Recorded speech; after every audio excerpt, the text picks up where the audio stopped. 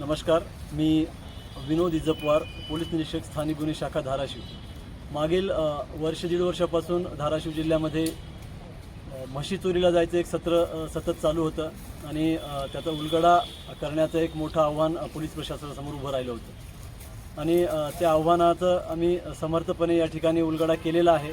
एक टोळी अत्यंत प्रोफेशनली याच्यामध्ये कार्य करत होती, अशी ही टोळी आम्ही याच्यामध्ये आज निष्पन्न केलेली आहे आणि याच्यामध्ये आत्तापर्यंत 2 आरोपी आम्ही अटक केलेले आहेत। एकाचं नाव आहे शंकर चव्हाण, तो ढोकी येथील आहे आणि दुसरा आरोपी आहे हा नेकनूर येथील चंद्रकांत नन्नवरे असा आहे।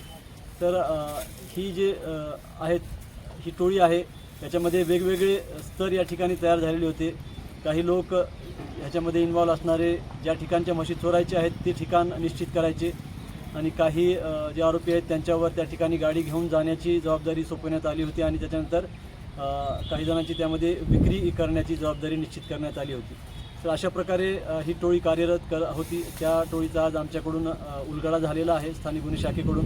विशेष करून स्थानिक गुन्हे शाखेचे सहाय्यक पोलीस निरीक्षक सुदर्शन कासार आणि त्यांच्यासोबतची जी टीम आहे, शौकत पठाण आहेत, फरहान पठाण आहेत, जावेद काझी आहेत, असे सर्वांनी मिळून ही कामगिरी केलेली आहे आणि याच्यामध्ये विशेष करून आमचे धाराशिव जिल्ह्याचे पोलीस अधीक्षक श्रीमती रितू खोकर मॅडम तसेच अपर पोलीस अधीक्षक शफकत आमना मॅडम यांचं देखील फार मोलाचं मार्गदर्शन याच्यामध्ये लाभलेलं आहे।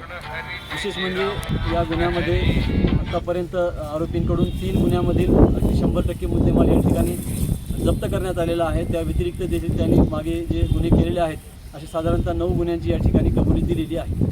थँक्यू।